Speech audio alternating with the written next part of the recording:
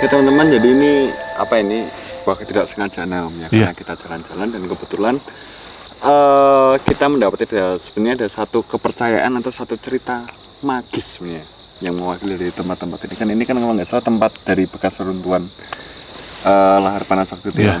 Dan di sini dipercaya ada satu cerita yang benar-benar juga magis juga tentang kepercayaan tentang adanya sebuah kampung yang hilang. Gitu gimana tuh? Iya Mas, ini sebenarnya ada di erupsi antara 2010-an ya.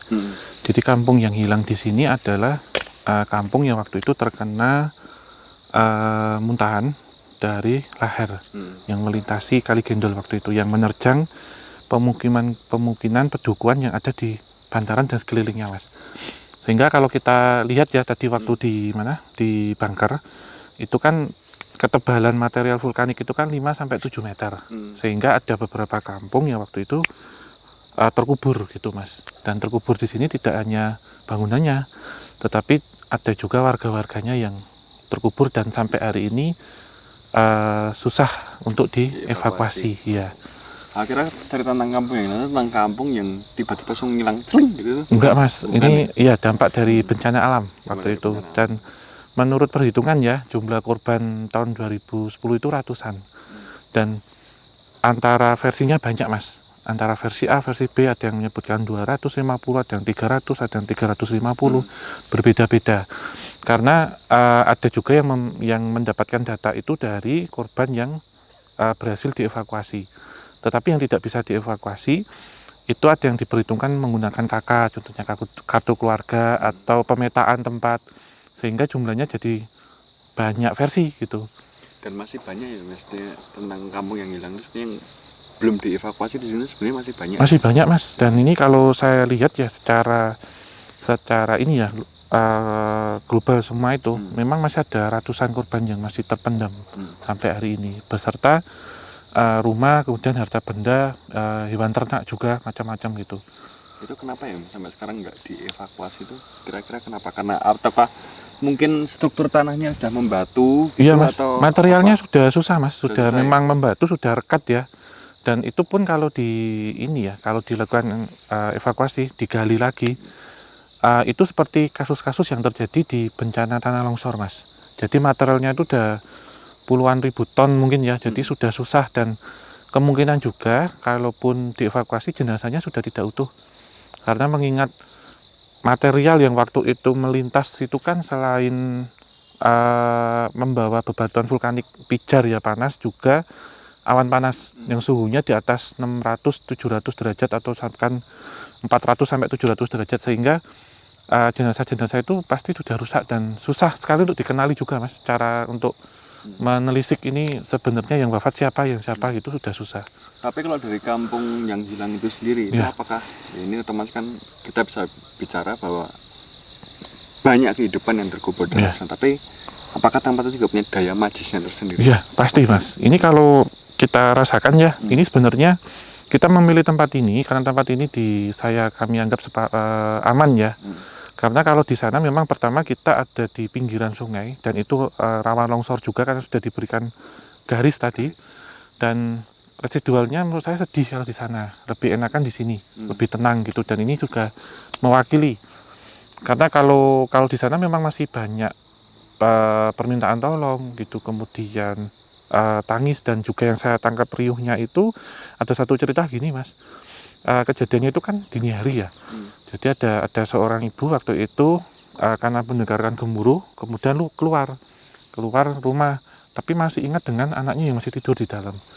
Dan setelah diambil, ternyata sudah diterjang dulu, sehingga sambil melindungi anaknya itu terkena dengan material yang semula itu pasir dahulu, dengan Mas, awan panas, kemudian baru bebatuan, dan nanti kemudian ditutup dengan batu besar. Sehingga pas di bawah batu besar itu tadi memang ada jenazah-jenazah Mas, kalau saya tangkap. Termasuk tadi yang waktu kita perjalanan ada yang batu disusun. Tadi. Yang seperti nisan. Ya, modelnya seperti itu. Dan alami itu ya Mas? Itu seperti susunan Mas, menurut saya ya. Dan memang ini sesuatu pekerjaan yang susah karena harus memindah batu dengan berat massa yang ribuan ton, terus di bawahnya pasti sudah rusak Mas, karena posisinya ini kan materialnya panas semua gitu. Jadi bukan seperti tanah longsor. Kalau tanah longsor kan liat gitu, kalau ini kan tanah vulkanik panas. Tapi biasanya kan kalau Merapi ingin bergejolak, ingin bererupsi itu kan biasanya banyak mengeluarkan pertanda ya. Iya. Macam-macam lah tandanya. Mungkin kalian bisa lihat dari video awal-awal kita perjalanan, Iya. kita pernah interview langsung dengan warga sekitar sini, dia pernah pertanda-pertandanya itu ada banyak. Tapi apakah ya kita bisa tentang desa yang hilang, penduduk-penduduk di sini mungkin punya kaitan erat dengan yang mereka juga akan memberikan pertanda juga. Iya, biasanya. sebetulnya pasti Mas. Jadi itu kan kalau Nyai Gadung Melati ya, yang beliau itu memberikan pertanda melalui kearifan lokal, termasuk juga pertanda alam. Contohnya burung yang sudah mulai meninggalkan, jadi mulai turun. Ada juga beberapa satwa seperti kera, dan posisi tanaman juga Mas, ada beberapa yang sudah meranggas dan macam-macam. Sebenarnya ini menjadi satu pertanda, tetapi tidak semua orang kemudian bisa menangkap fenomena alam tersebut, sehingga waktu kejadian ya memang sudah jalannya seperti itu juga, dan mereka tetap akan mencoba untuk bertinggal Mas gitu. Karena yang saya dapat itu sebenarnya sudah ada peringatan, jadi seperti peringatan dini akan terjadi bencana, tetapi peristiwanya itu di luar dugaan, lebih cepat dari yang diprediksi. Dan kejadiannya kan juga ada yang dini hari, ada yang sore, ada yang ini Mas, kalau saya tangkap gitu. Jam-jam santai, jam-jam istirahat. Ya, dan mungkin aku salut hebat dan ajaibnya dengan warga-warga sini tuh, kadang sudah ada pertanda yang kuat tapi mereka masih tetap stay itu keteguhan hatinya tuh saya akuin jempol. Iya, tetap hidup mati di tanah saya, ya, modelnya gitu ya. Mungkin kita ambil jalan-jalan ya, untuk kita melihat lihat sini dari runtuhan dari Gunung Merapi.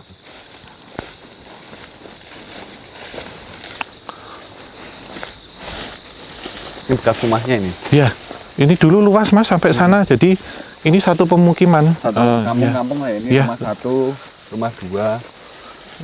Kalau dilihat ya Sobat Javanika, ini yang kita pilih karena memang mewakili masih ada fondasi dan masih ada dinding gitu. Dan ini masih ada rumahnya masih ke sana. Sementara ini Mas Genta, kalau yang tadi kampung yang hilang benar-benar hilang, itu ketinggiannya mungkin strip ketiga itu. Jadi dari posisi kita ada di bawah sekarang, jadi sudah tertutup. Iya, sudah tertutup material. Ini di sorot ini. Yang sebelah sana. Tingginya tuh segitu. Dan ini kita sekarang ada di sini, berarti ya sangat-sangat susah mungkin untuk dievakuasi gitu. Dan mungkin kalau kalian lihat ini beberapa pondasi yang ini nih sampai miring kayak gini tuh. Nih. Ya, Om ya. Iya, karena tertekan ini. Ada mekanika tanah juga Mas. Jadi tanah yang kita pijak di bawah ini sebenarnya labil Mas. Karena kan material baru. Berasal dari material-material baru yang berasal dari bebatuan dan macam-macam secara struktural. Jadi ini tidak seperti fungsi awalnya. Tempat ini pun kalau mau dibangun juga harus memperhitungkan ini secara gaya dukung tanahnya. Gaya dukung tanahnya seperti apa? Karena kalau salah, bangunan yang dibangun di sini bisa retak nanti, atau fondasinya tidak bisa maksimal karena tanahnya bergerak. Tapi sebagian besar penduduk yang ada di sini kemungkinan udah mengungsi ya Om ya? Iya, sudah mengungsi. Ada beberapa yang tidak terlalu terkena imbas gitu, karena yang parah kan sepanjang bantaran Kali Gendol, Mas. Gendol itu yang paling parah karena itu menjadi jalur lintasan dari lahar yang melintas gitu. Mungkin nanti untuk lebih tepatnya mungkin nanti kan itu ada kunjungan ke museum juga, nanti mungkin kita bisa melihat secara detail harta benda yang tertinggal itu seperti apa kayak gitu, benda-benda yang terbakar oleh lahar panas itu ada apa aja. Mungkin nanti untuk lebih lengkapnya kita lihat interior yang udah mungkin sudah tidak berwujud seutuhnya, mungkin nanti di sana kita bisa lihat dalamnya itu seperti apa. Ini nanti kita sambung aja ya ke episode yang di museum Mas ya mungkin ya. Iya, Mas Genta. Sini ya sudah tinggal runtuhan-runtuhan seperti ini kayak gitu. Ya, tentang residual pun karena di sini juga mungkin penduduknya sudah mengungsi juga. Iya, gitu. Sudah aman sih. Cuman kalau yang tadi kita perjalanan itu masih ada beberapa yang tertinggal Mas di situ. Ya, kita lanjut lagi. Itu sekilas cerita teman-teman tentang kampung yang hilang, karena sejatinya memang ada kayak gitu. Jangan dipikir semuanya longsorkan runtuhan, tapi juga ada yang tertimbun tanah, yang tanahnya sudah setinggi kayak gitu. Sungguh hebat sebenarnya Merapi. Makanya Merapi tak pernah ingkar janji Mas. Iya. Itu maksudnya gimana sih? Merapi tidak pernah ingkar janji itu maksudnya gimana? Apa ya, sebenarnya saya tidak berani menafsirkan ya Mas itu, tapi Janji apa? iya, tapi ya memang saya tidak berani menafsirkan kalau itu. Kalau ini tok gatuk saya, ini Iya. sepengetahuan saya, ya Merapi walaupun dia memberikan bencananya yang seperti itu, tapi dia akan menggantinya dengan apa ya, kekayaan alam yang lain, mungkin ya. dari pasir, mungkin dari tumbuhan, dan ya itu mungkin sepenanggapan saya, bukan warga sini kayak Ya. gitu. Ya kalau seperti itu, seperti ini peleburan ya. Peleburan karena ini sudah terjadi bahkan sebelum masuknya Hindu atau pra-Hindu, juga setelah masuknya agama Hindu Mas di tanah Jawa waktu itu. Karena kalau kita melihat ke atas kan seperti Lingga dan Yoni. Jadi Dewa Siwa sebagai dewa pelebur itu kan memberikan kekayaan. Jadi melebur ini tidak merusak tapi memberikan, mengganti, merestat ulang lah gampangannya itu. Dan sebenarnya di internet sebenarnya ada banyak dan Iya. ya agak sensitif sih sebenarnya Iya. kalau dibicarain. Jadi mungkin ini ya biarlah tetap menjadi misteri aja. Merapi Iya. tak pernah ingkar janji seperti apa, biarlah itu tetap menjadi misteri. Mungkin Iya. bagi yang mengerti ya sudah, mending Iya. keep sendiri aja. Ya soalnya saya gini ya boleh. Cuman sekilas kisi-kisinya nggak apa-apa gitu. Karena saya langsung diarahkan tadi mengenai Lingga Yoni gitu aja. Sekilas gitu gambaran. Tapi terlalu dalam nggak boleh. Ya, yuk, lanjut Iya. lagi kita jalanannya.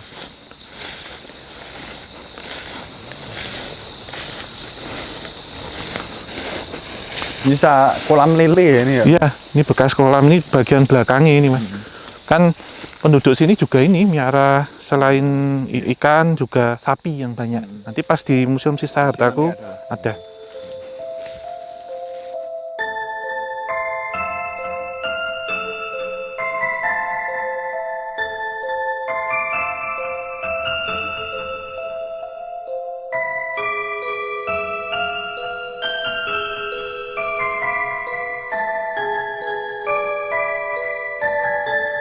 Oke teman-teman semuanya, Sobat Jawanika, kita sekarang sudah berada di dekat oleh Batu Alien. Ini kalau kalian pernah lihat film yang judulnya Prometheus, nah ini mungkin hampir-hampir sama. Sekilas ini hampir-hampir sama seperti Prometheus, alien-alien nih. Kalau emang ini beneran batu alien, tapi menurutku sih ini nggak jauh dari cerita Geger Boyo itu sendiri ya Om ya sebenarnya ya. Ya, sebenarnya penggambaran batu alien itu gampangnya menyebutkan Mas, memberikan penamaan yang lebih mudah. Tapi ini juga bisa ditafsirkan banyak Mas. Kalau bisa dilihat tuh sebenarnya menyerupai dengan Kijuru Taman ya. Kijuru Taman ya, benar ya. Kijuru Mertani, Kijuru Taman, ya benar. Iya, benar. Dan ini teman-teman kalau kata penduduk lokal ini asli ya, ini nggak ada pahatan sama sekali.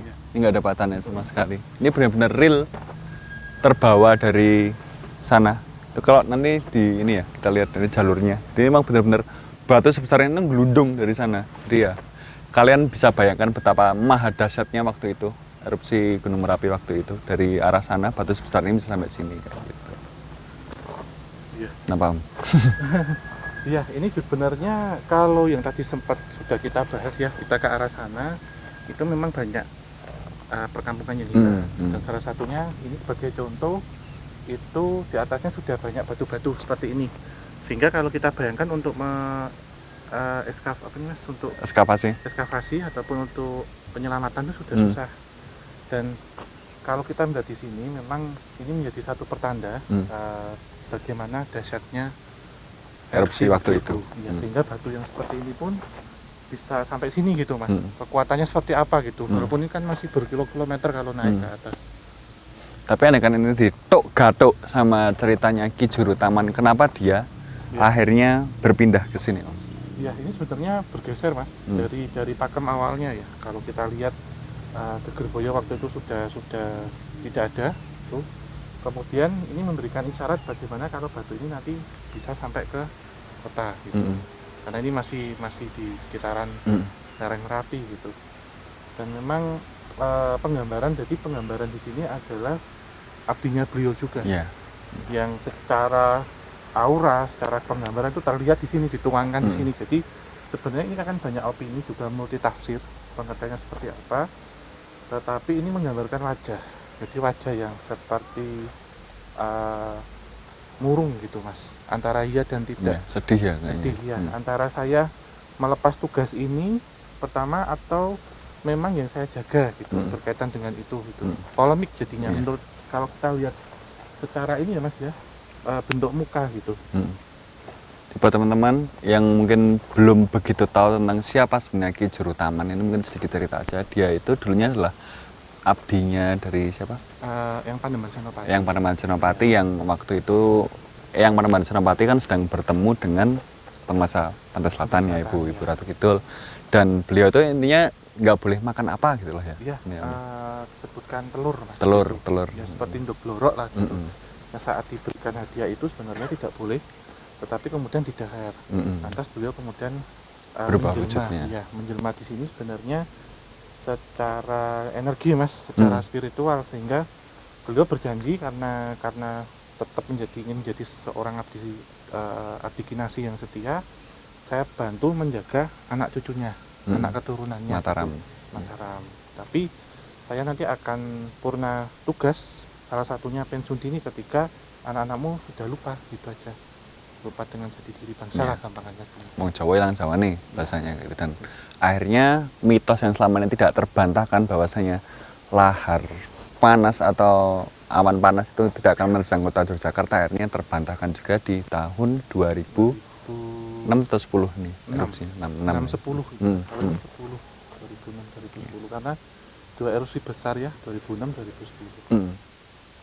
Sebenarnya Ki Juru Taman ini punya arti yang spesial pada waktu kita kunjungan pertama di salah satu lereng Merapi. Waktu itu kita ketemu dengan salah satu juru kunci di sebelah sana juga, namanya Mbah Gini ya. Iya. Ya Mbah Gini. Di arah Dukun ya Mas. Arah Dukun di gitu. Magelang, Kabupaten Magelang. Sorenya saya bertemu dengan beliau, ya malamnya langsung mimpi.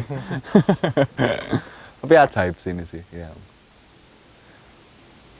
Ini lintasannya sejauh ini mungkin teman-teman kita bisa lihat sedikit lintasannya aja ya. Lewat mana Om yang enak? Kelihatan udah jadi tempat wisata. Ini benar-benar murni ya teman-teman. Ini mungkin kalau dilihat dari sedikit sisi malah kayak blangkon. Iya benar. Ikat kepala. Iya, kayak blangkon. Oh ini vulkanik ya. Bahteranuh. Kita lihat mendekat. Oh iya, lihat dari sana aja.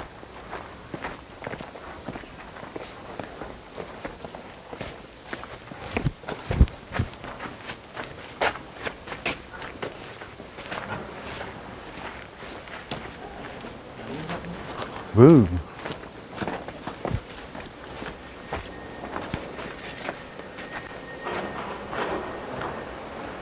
Nah, teman-teman kalau bisa dilihat di sana, ini adalah bukti mahadahsyatnya erupsi Merapi waktu itu. Ini jurang ini berarti terbelah karena memang lahar panasnya ya Om ya?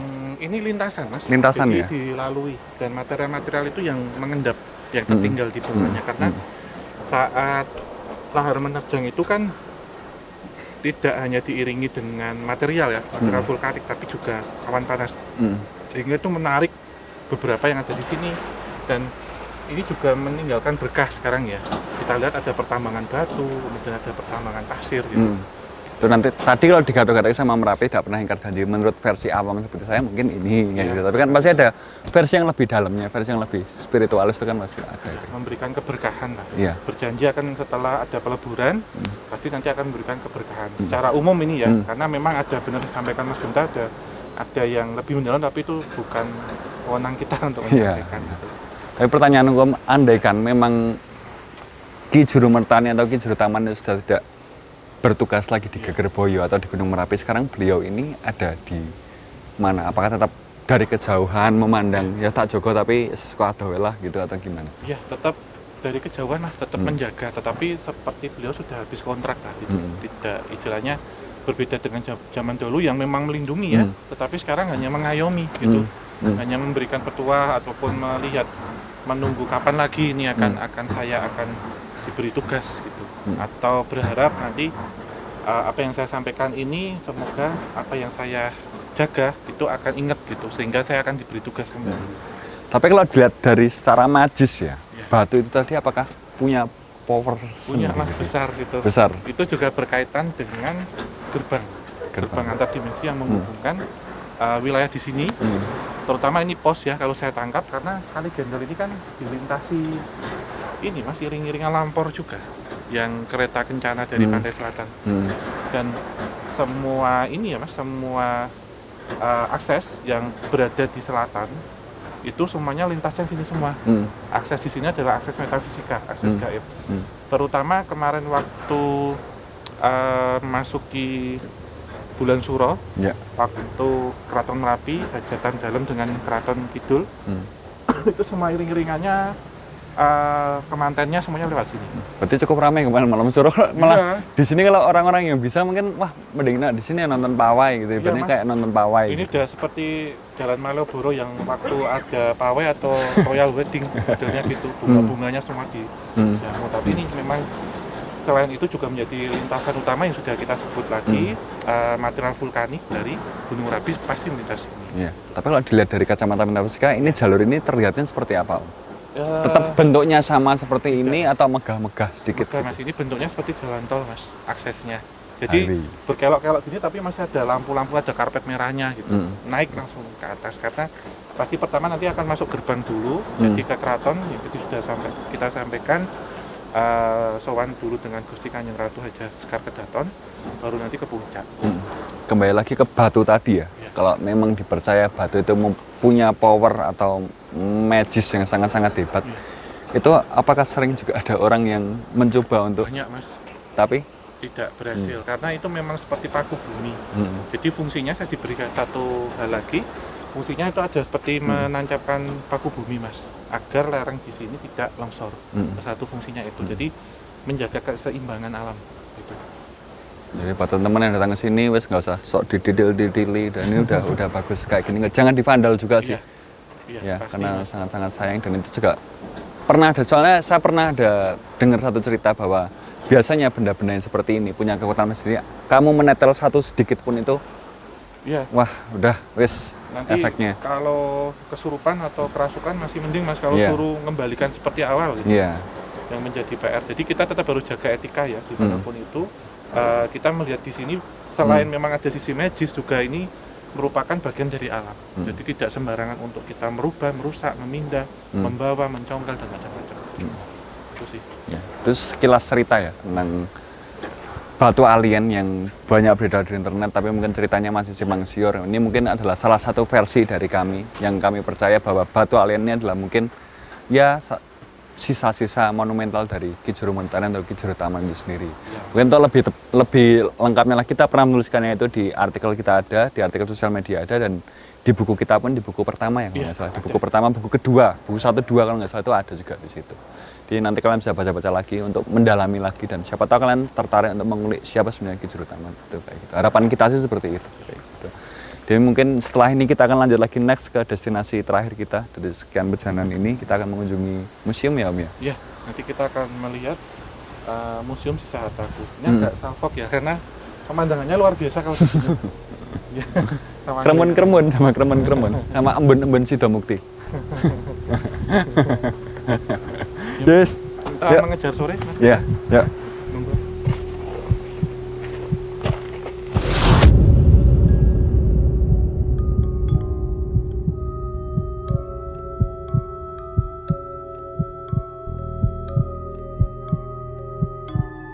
Tapi kenapa ya? Ini sekilas pertanyaannya ya? Iya. Nggak tahu apakah kepercayaan Mas Gaj ini memang tidak boleh menyebutkan kata itu? Iya. Itu kenapa?